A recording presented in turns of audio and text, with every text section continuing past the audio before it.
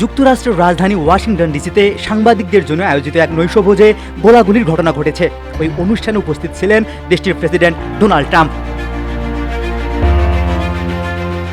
জানা যায়, হঠাৎ এক অস্ত্রধারী নিরাপত্তা চেক পয়েন্টের দিকে ধেয়ে গেলে আইন শৃঙ্খলা বাহিনী গুলি চালায়। এ সময় দ্রুত ট্রাম্পকে মঞ্চ থেকে সরিয়ে নেওয়া হয়। কর্তৃপক্ষ জানিয়েছে, সন্দেহভাজন ব্যক্তিকে আটক করা হয়েছে।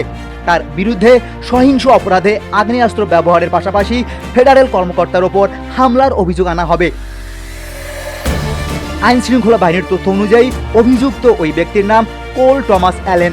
31 বছর বয়সী কোল লস অ্যাঞ্জেলাসের উপশহর টরেন্সে বসবাস করতেন। পেশায় তিনি একজন ভিডিও গেম ডেভেলপার।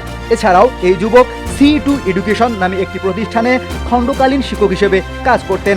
2024 সালের ডিসেম্বরে তিনি প্রতিষ্ঠানটির টিচার অব দ্য মান্থ নির্বাচিত হন। অ্যালেন 2017 সালে ক্যালিফোর্নিয়া ইনস্টিটিউট অব টেকনোলজি থেকে মেকানিক্যাল ইঞ্জিনিয়ারিংয়ে স্নাতক ডিগ্রি অর্জন করেন। পরে তিনি ক্যালিফোর্নিয়া স্টেট ইউনিভার্সিটি থেকে কম্পিউটার সায়েন্সে স্নাতকোত্তর সম্পন্ন করেন।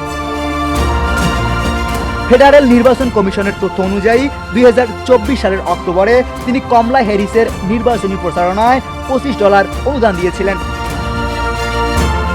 এদিকে এ ঘটনার পর সংবাদ সম্মেলনে কথা বলেছেন ট্রাম্প। ট্রাম্প জানান, এ ঘটনায় তিনি উদ্বিগ্ন, কিন্তু খুব বেশি আতঙ্কিত নন।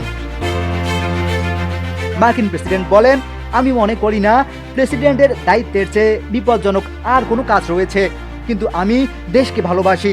আমি অত্যন্ত গর্বিত। I've ordered it to be put out